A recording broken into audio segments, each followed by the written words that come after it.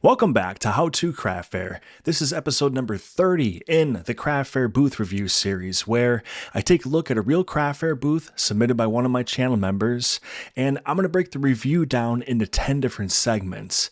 I'll point out things that the vendor is doing well and should continue to do, and then also identify some areas where there's room for improvement. Along the way, keep your craft fair booth in mind so that you can apply these tips to take your booth to the next level.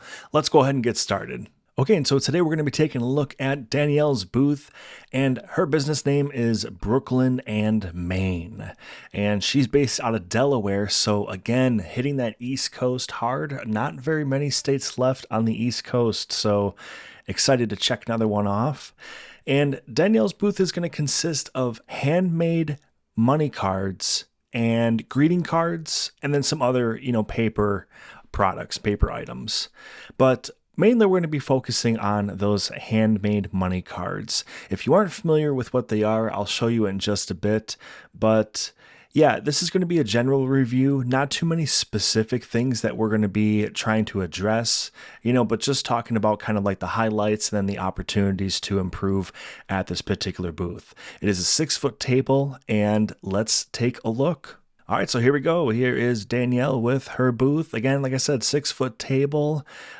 We've had a lot of reviews in this size. Okay, so a lot of the reviews have basically been 10 by 10s and then the smaller 6-foot tables. Okay, so kind of continuing on with that theme. And basically what I always say is, especially with these smaller tables, is that you're just trying to strike a balance between trying to get as much of your products out there as possible while also maintaining order and just general tidiness, not making it too overcluttered. So let's go ahead with our first category, and that is displays. So nice displays, very tasteful. And I'm going to zoom in just a touch now so we can take a little bit of a closer look. All right, that's good right there. And as we work our way from left to right, you're going to see a lot of symmetry. Okay, so pretty much what's happening on the left side of the booth is also happening on the right. And then we have the tree in the middle. Okay, so I am a big fan of symmetrical booths. I think they're just very visually appealing. There's something about them that makes it inviting. I mean, at least for me. Let me know what you guys think down in the comments section on this, because I've never really put it out there like to feel other people out, how other people feel about this. So let me know in the comments section, are you guys a fan of the symmetrical looking booths? So as I said, on the left side we have basically a tiered structure, and that's creating some height with the display, so that's always good. Nice neutral color to them so that it's not distracting visually. And the cards, they're predominantly white. Okay, so a lot of these cards are white, but we do have some other colors mixed in. We got some blues down here, then we have some reds over here. So you don't really want to have a display that leans into one of these particular colors, because there's a couple of different reasons, but mainly because you're going to have blending issues where the item is going to kind of blend in with the backdrop, and you always want some nice contrast. You can see on the tree here, there's like the red border against the white tree, and then you have the blue money card against the white tree. They're very defined, okay, so that all that space is defined and it's easy to see the item. Same thing with the cards when we come back to the display, okay, so we have predominantly white cards. You can see a little bit of the red border, which I think is the envelope behind it, right? And the display is sort of like this wood grain, maybe like this cream color, and there's just a nice clear-cut border between the item and then the display that it's on, okay? And you always want to make sure that you're maintaining that no matter what your items are, no matter what your displays are, what kind of booth you have, what kind of things you sell. This is pretty much like a universal rule that you want to have nice contrast with your items compared to what they're being displayed on. Okay, so we definitely have that all the way throughout the booth over here. Now, as I said, the right side matches the left side, so we're going to come down here and look at the front. We have a couple of different wire baskets. Looks like we have 3 of them. And those are containing, I don't know, maybe 5 or 10 different cards, all Christmas cards, by the way. So we're going to touch on that a little bit later in the review.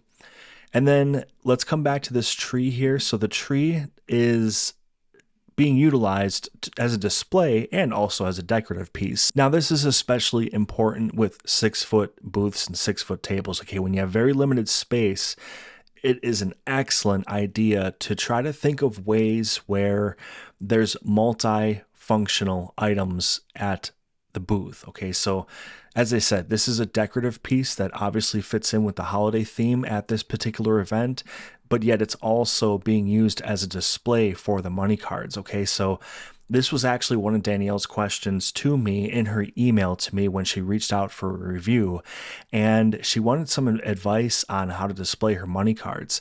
I would say that you're absolutely hitting a home run with the way that you're doing it here. Okay, so obviously that, you can only really pull this particular method off, during the holidays.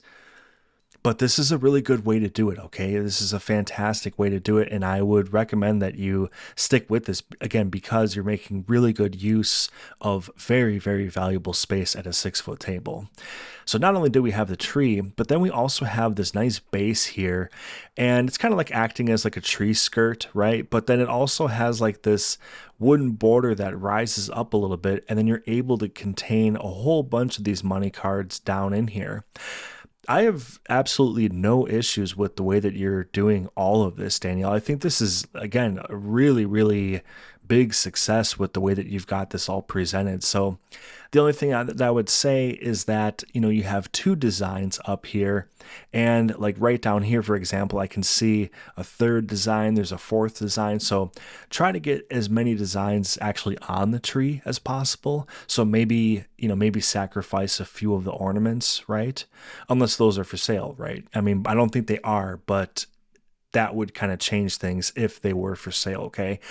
But assuming that they're not, I would just use as much of the tree space for the money cards to display them as possible.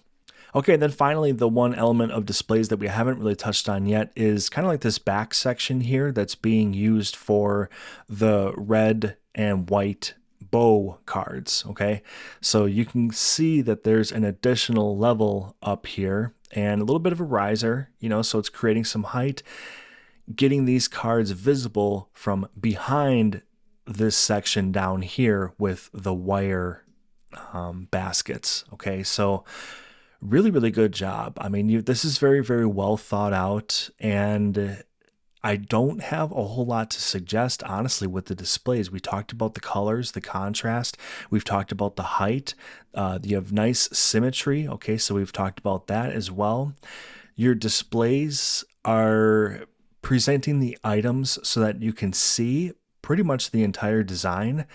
So even the wire baskets, you've selected wire baskets that are like very, very thin. You see how like each, I don't know what to call them, like a spoke, like each spoke of the basket is very, very thin.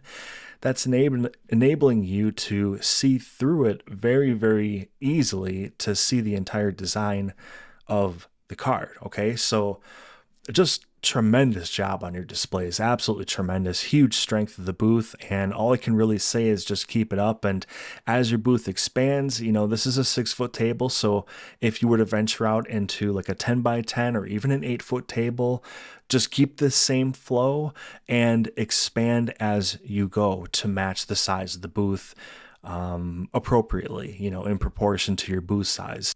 All right, so now let's talk about pricing. So pricing at the booth, we can take a look at the top right over here. We have a sign that says 1 card for $5, but if you buy 4, you get a 5th one free. Okay, so basically a $25 value for $20. Okay, so I like this. It's covering both the individual purchase price and then also offering a bundle option for trying to encourage those multiple transactions. Okay, so that's a fantastic thing to see at the booth. Just remember, guys, always be sure to price your items when you have a bundle sale. Just assume that everybody is going to take advantage of the bundle sale, and that is a way that you can protect your profits, okay? Because if you price your items more so with this individual price in mind, then you might be at risk of having very, very thin margins if a lot of people take advantage of the sale price, the discount price. Okay, so just be sure to price your items in a way that assumes everybody is going to take advantage of the sale price. Okay, now the one question I guess that I would have at the booth is that it says one card for $5, so that obviously covers just the standard greeting cards. Okay, but then you also have the money card. So I just maybe you could get like a little bit of clarity there that the money cards is also part of that deal. So just a little bit of clarity on that, and I think you'll be in good shape. So not a whole lot to comment on with the pricing. I think it's pretty clear and obvious. What I might consider doing though is, instead of having a white background for your pricing sign, I might change that to green with like a white font. Okay, so the black on the green, maybe not, it might not pop as well. It might not stand out quite as well.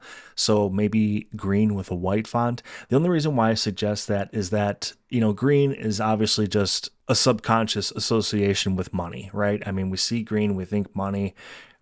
We see money, we think green, it kind of just goes both ways. So just to have this sign stand out a little bit more and draw people's eyes towards that as the pricing sign, I might consider changing this to green. But that is really about it with the pricing. Not too much to suggest. I think it's not difficult with this particular booth. Some booths are a lot more difficult than others, where there's a really, really wide variety of items. And I mean, there could be like 15 different designs and they're entirely different from one another. So that is where, the pricing becomes so much more important to get right. Here, I mean, there's only essentially two different types of items, right? We have the standard greeting cards and then we have the money cards. And for that, it's not going to be as complicated to lay your pricing out. So I would say, again, job well done. Maybe just consider the green for a slight improvement. And then, not for nothing, I guess one nice thing about changing that to green is that it kind of leans further into the Christmas theme, right? So every item here is Christmas related. So if you have green out there, well, that kind of just even, leans into that a little bit more. All right, so now let's talk about signage. So we already covered the pricing sign. We're going to talk about the marketing sign in the next segment. So that leaves us with this sign on the bottom left. And this is the payment method sign. It has Square at the top, Apple Pay, Google Pay, Cash App, Visa, all the different cards. All right, so that's great. That's always a good idea to have at the booth, you guys. And whenever you guys have a sign like this, I would also recommend, especially if you're making it yourself, maybe you have like a laminator at home or something like that, add if you accept cash or not, because in some areas that isn't always assumed, okay, from shoppers. And sometimes shoppers don't quite know if you strictly are cashless vendor, or if you accept cash and card and all those digital forms of payment as well. So, while it's good to have the digital and online type of app payments, I would also recommend just having something that says, cash, or just even like a dollar sign or like something, some kind of way of letting people know that, yes, you also accept cash. Okay, so now I'm going to roll into the marketing segment kind of prematurely. Okay, I know that we really zipped through the signage portion of the review, but I'm going to talk about marketing quite a bit. So let's go ahead and dive into it. Now, the first thing that I want to cover is this sign right here. So I know that there's like some symmetry with the two signs, right? And we talked about maybe switching this one to green just as an option. But then over here, I think this sign could definitely be improved. Now, I'm going to go ahead and actually reference your Etsy banner, because you have a really, really attractive Etsy banner. So here it is right here. And it says Brooklyn and Maine, how fun is done. And I like that a lot. It just adds like a bit of a whimsical element, a fun element, and especially with all the colors, and it's just very lighthearted and fun, And I think that could be incorporated into your booth. Okay. And I think having something like what you have on your Etsy banner here would be a tremendous upgrade. It is nice to see your business name out. Okay. So I will give you kudos on that because not all vendors do that. And it's kind of just like an opportunity lost. I mean, you're probably going to be seeing hundreds, if not thousands at a busy show people per day. And, why not get your branding out there? So good job at least dedicating space at your booth to do that.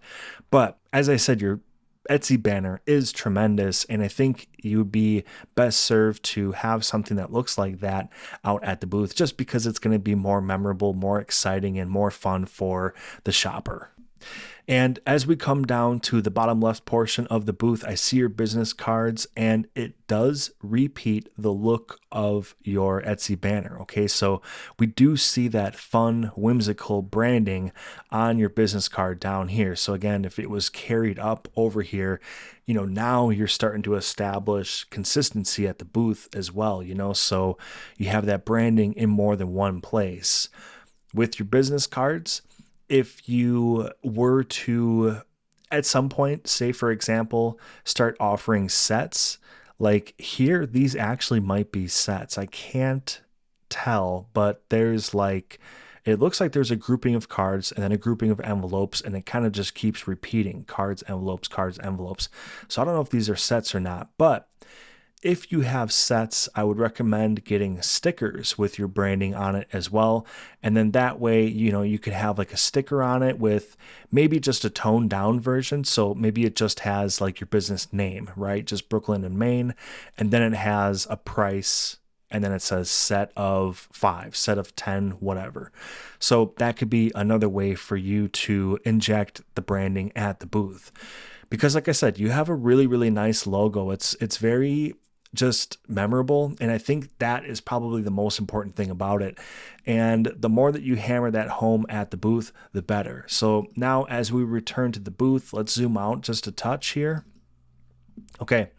And then in the front of the table here, I feel like this portion, this kind of center portion of the front of the table, this might be one opportunity for a room for improvement. Okay. A 6-foot table, there's just not a lot to work with. I mean, we all know that, right? But the front side of the table is kind of like an area where it is real estate to take advantage of.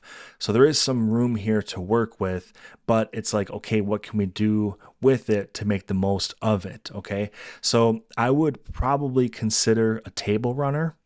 And I know that you have a tablecloth, right? Just a white standard linen type of tablecloth.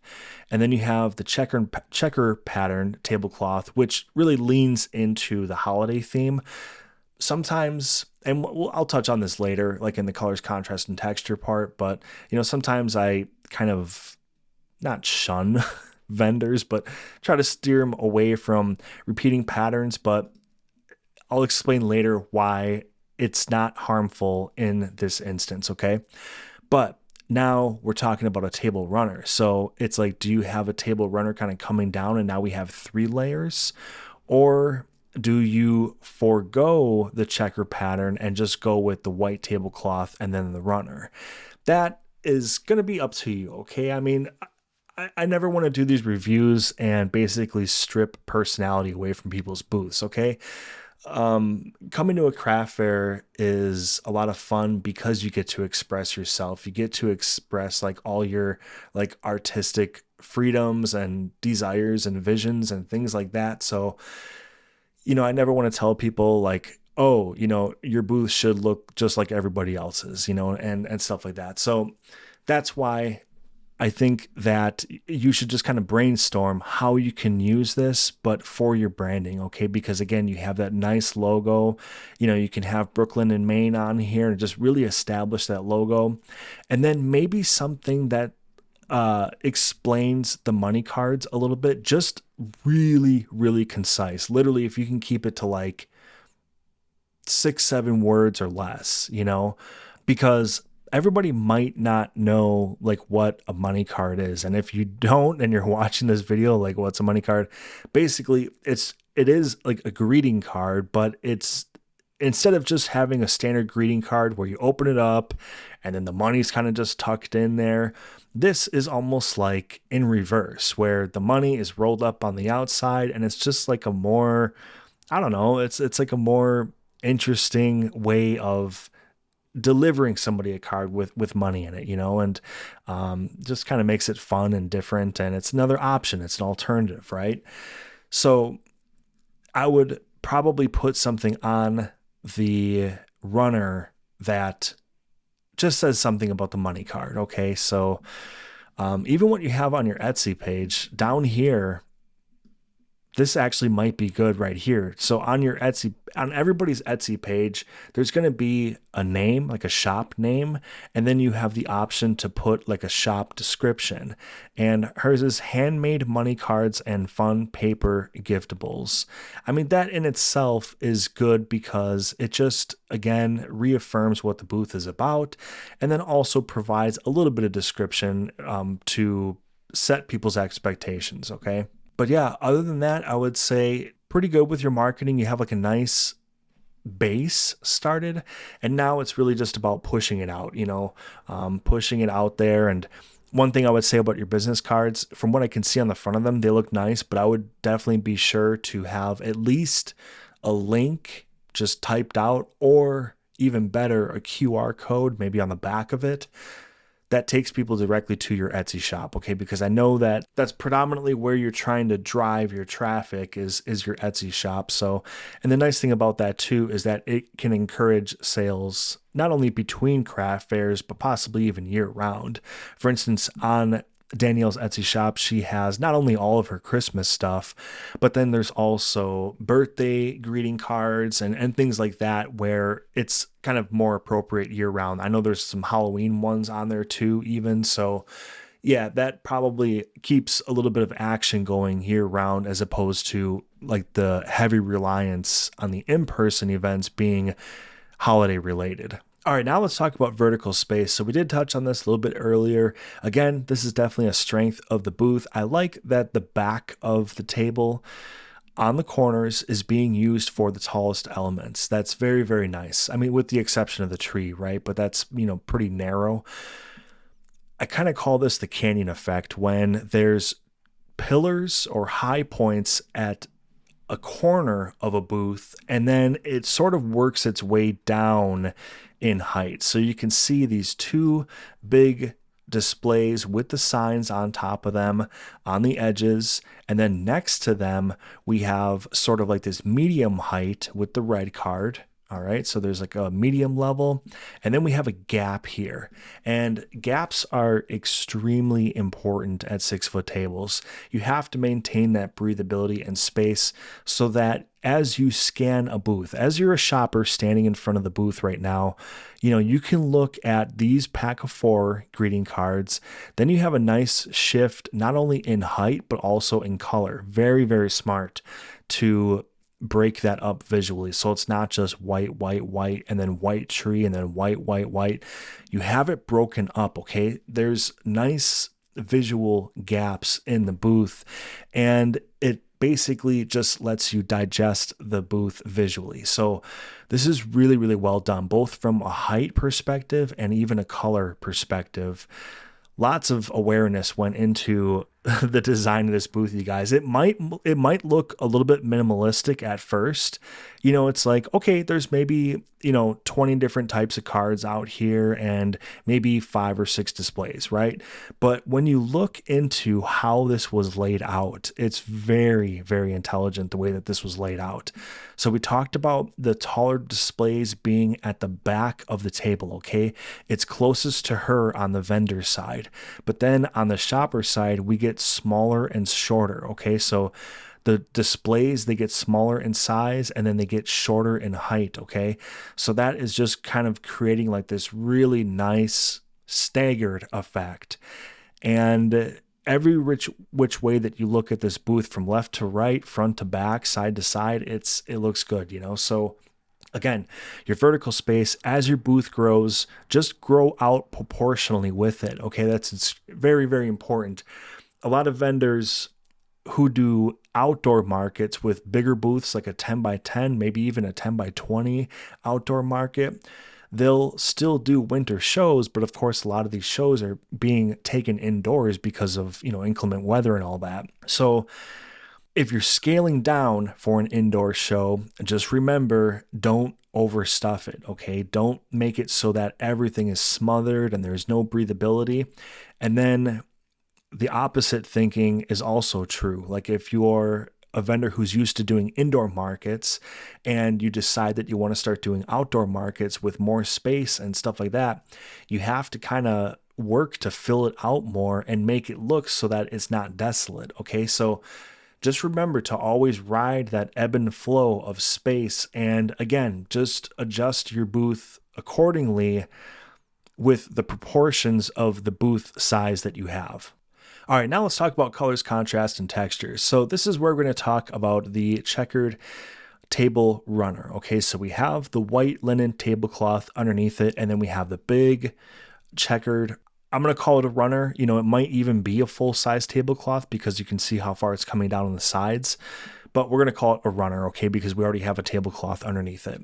So in most cases, I do steer vendors away from using repeating patterns, okay? Checkered tablecloths, cloths with like animal print. Sometimes you see that where it's like zebra stripes or tiger stripes or leopard spots, things like that. Sometimes repeating patterns can be very, very visually distracting and it can kind of suck your eyes in. In this case, I think it is a little bit, okay? So we did talk about having some sort of maybe like a marketing runner that would run down the front middle of the booth. And I think that would break that up a little bit, okay? So if you put an additional runner over it, I don't think that would be harmful. And in fact, I think it would help just a little bit to kind of take some of the edge off all that repetition on the tablecloth, okay? But the reason why I don't think this particular use of this tablecloth is overly harmful is because of the fact that her items are solid colors for the most part, okay? You see a big chunk of blue here, big chunk of blue here. This is predominantly white. This has a nice ring around it to kind of define its own space. So everything that's contained within it is separated from the repeating tablecloth, okay, the runner. So the fact that this very predominant ring is here is very, very nice, okay, because it gives these items its own little nook and home for them to shine. Then we come over here. All right, this one, it does have some repeating elements on it. So this one probably gets lost the most against the tablecloth. But then we have, boom, solid white again. Even the candy bucket is basically solid red, all right? So because we have solid colors against a repeating pattern, the items actually do stand out fairly decently. So again, I'm not too concerned about the usage of this one. What I would say, Danielle, though, for sure, is to definitely maintain what you've done down here. Have that nice break where you do have like a solid color. And I would maybe consider pulling the checkered runner back a little bit. Maybe even have it come up a little bit so that it just maybe is about 1 foot over the table instead of maybe about 2 feet, right? 1.5 feet, 2 feet. Maybe I'd come up 6 to 12 inches so that it's not so much of a wall facing outwards of that checker pattern, okay? Maybe just a little bit. And that'll help to, again, kind of take the edge off that repetition and just make sure that all the focus is on those items, okay? But again, like I said, you guys, this is one of those instances, and I'm kind of glad that we saw it because, again, usually me on the channel, I'm just harping so much against this.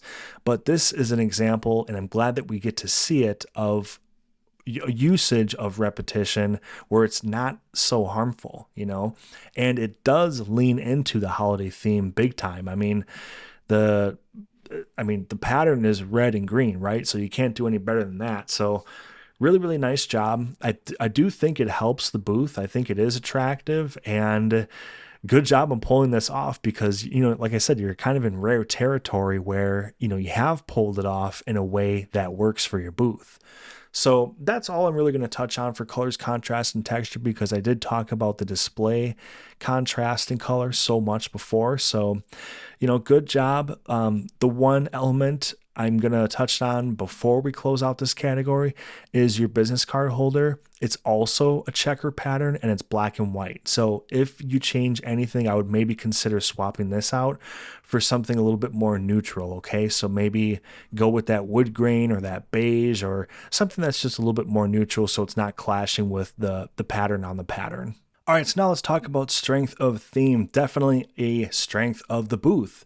So we're leaning into the Christmas, the holiday theme very, very hard. Every single item that I can see from here is holiday related. Okay, so I'm kind of looking in the background to see if other people are also setting up with holiday theme items. And it's a little bit hard to tell. Back here, there's like a baker and they're going to have a little bit of everything.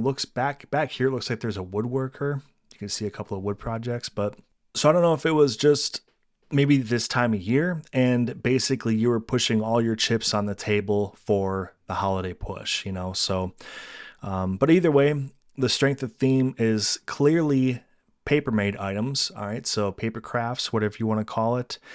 And, there's not any kind of veering away from that. So your items stay in that lane very well. When you look at the booth, you know exactly what you're going to be kind of getting into, so to speak.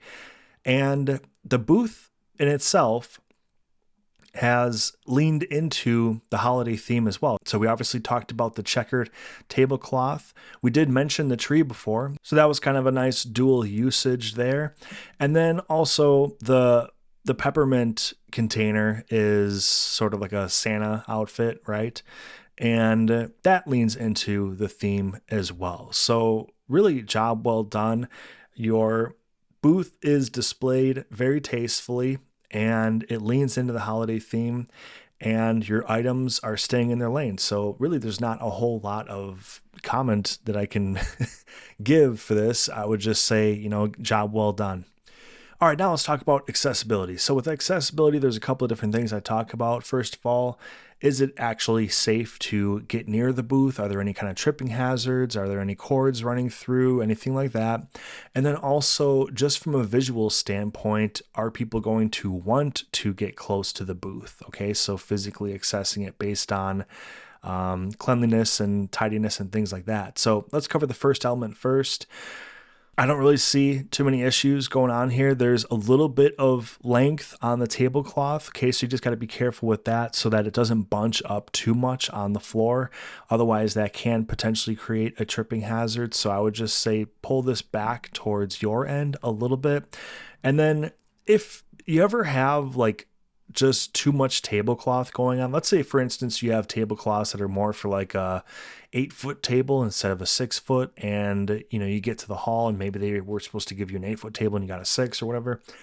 Just keep binder clips on hand, and that way you can clip the tablecloth underneath instead of having it rolled. Okay, so if you have a bit too much cloth going on, you can always kind of tuck it and roll it and then clip it underneath the table, and that way, it's not going to get in the shopper's way. And then if you have to pull the tablecloth your way towards the vendor, it's not going to be, a pain in the butt for 8-10 hours a day on your end either. So that's something that you want to just throw in your supply tote just to keep on hand. I always talk about those binder clips. I feel like I do like in every video at some point, but there really is a lot of good uses for those, you guys. So yeah, but other points of accessibility, as I mentioned, is the tidiness and the cleanliness at the booth. Absolutely tremendous. I mean, this thing is spotless. You don't see any kind of stains or any, scuffs on the table runner. It looks fantastic. As we look towards the back of the table, there's no drinks, no snacks, nothing set down, not even any kind of supplies. Like, sometimes we have, I don't know, scissors or some zip ties or markers or pens, whatever. just try to keep those things underneath the table, so maybe you have like a little bag, like a little tool bag, or maybe a little plastic tote or something. Always try to keep those things out of sight because you just want the shoppers to only be able to focus on your items at the table. Don't give them anything else to look at except for your items, okay? Because the more other things that are there, that just means that they're spending time standing at your booth, not looking at your items, okay? So aside from the whole cleanliness and tidiness, do it for monetary reasons. Give people, the only thing that they can look at their booth, let it be the items, So yeah, but anyways, kind of just circling back to this particular instance here in this booth here, there's nothing to worry about at all. So I think you're doing a great job here in this segment as well. All right, now let's talk about general use of space. And again, with the 6-foot table, there's not a lot to work with, but as long as you're maintaining balance, that's key. You do have quite a few designs out here for the amount of space that you have, okay? And I think that speaks to the verticality that you were able to get at your booth. So again, look at the layers and the depth of the displays, you guys. We have basically three table height displays over here. We have 2 on this side because this space is occupied by the business cards, the payment methods, the mints, things like that. But we have this first level at the table height here. Also in the middle, we have table height underneath the tree. Then we go up to this middle level where on the middle portion of the table, we have the first tree elements. We have some cards. We have this independent standing section for the red cards. And then finally, we go up to our highest level. So we have the designs over here, more of the tree, and then some signs. So not only, again, are we going front to back with depth, but we also have really nice height. So great use of the 6-foot table. Keep this in mind, you guys, when you have a smaller booth that, use all the space that you got, use the table from front to back, and then also go up and use that vertical space. All right, now let's go to the eye test. So the eye test is basically the 1 or 2 seconds that a shopper is walking by and what are you doing as a vendor to get them to stop at your booth. So I would say that you are doing really, really well with the eye test, okay? The booth is just immediately attractive. It's just like, it doesn't take long, you guys, to get a good initial impression from a booth or to get a bad one, okay?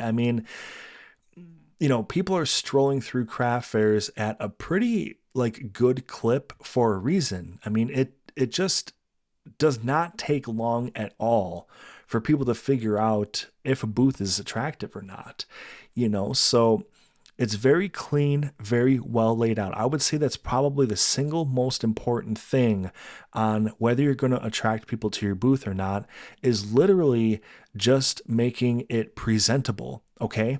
It's not about how fancy your displays are or how vivid and eye-catching your colors are. Some people are tempted to go with really, really extreme color combinations, or again, we talked about really crazy patterns, and this is a tasteful pattern. Some people are tempted to go really, really wild, especially when they're new vendors. Try to resist doing this. The way that you're going to get people's attention is by having a very clean and presentable looking booth. So the fact that you've got that going and the fact that your theme of what you're actually selling is so well defined, I think that's going to work in your favor. This is another temptation that newer vendors get, is to basically throw everything that they've got at the wall to see what sticks. And sometimes you lose your booth identity when you do this. Some organizers of craft fairs will actually map out their events, actually a lot of them do, based on what people are selling. So for instance, they don't want to put a woodworker next to a woodworker. They don't want to put a candle maker next to a candle maker, okay? So think about it from the organizer's perspective, what your booth is. Can you even explain your booth in a word or two, what you sell? Like for instance, here, it'd be greeting cards or paper products. Okay. An organizer understands that immediately. So are the shoppers.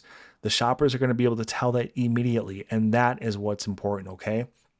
So that's kind of the point that I'm circling back to, is if you walk past your booth in a second or two, or in a word or two, are they going to be able to define your booth? Or does it look like a rummage sale? For lack of a better term, and I don't want to like offend anybody, but again, when it looks like you're just throwing absolutely everything out there, what is your booth identity? What do you sell? You know, what is it? So having that figured out is going to attract people. And yes, some people aren't going to be into, you know, greeting cards or paper products, or again, you know, the other examples, if you're just a woodworker, if you're just a candle maker, some people just aren't looking for that in that particular moment, or maybe even have an interest in general in that. And that's okay.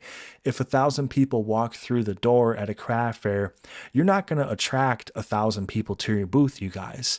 But you want to have your booth just presented in a really nice, clean manner so that it gets people looking at your booth and they can understand what's happening there at the booth. Okay. So that is a lot of rambling to a really, really long winded version of saying just have a clear cut booth. So,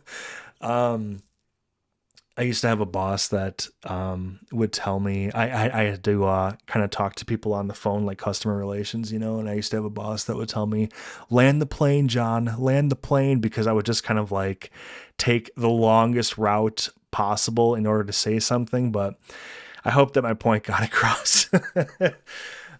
Anyways, I really enjoyed this review. This was kind of a fun one. I like the smaller tables because I think they're more of a challenge. It is so tempting to pack them and overstuff them, and it takes a lot of restraint, you guys, to keep a booth only moderately full. And that's what you want to do. You want to have it kind of in this like sweet spot middle ground area where, yes, there's a lot out there, but it's definitely has these spaces and nooks and crannies in it where there's gaps. Okay. So again, just want to say thank you, Danielle, for submitting your booth for review. Danielle is a channel member. It comes with a lot of perks, one of them being a booth review. But then you also get all of my downloadable and printable resources to help you with your next craft fair. Member shout outs, you get put on my website with a link to your website so that all my traffic hopefully becomes some of your traffic as well. And yeah, it's just something I offer as kind of like a super subscription, if you will. So if you're interested, click on the join button below in the video description. You can find out more about that. But also take a moment to check out the video description for Danielle's links. Okay, so I have her information posted down there, particularly her Etsy shop. Visit her Etsy shop and favorite it. Okay, so you just hit the little heart and favorite the shop, and that way you can kind of stay in touch with new things that are coming out and stuff like that. And so this was episode number 30 in the Craft Fair Booth Review series. To check out all the other booth reviews, click on this playlist listed here. And thank you all so much for watching. Have an excellent day.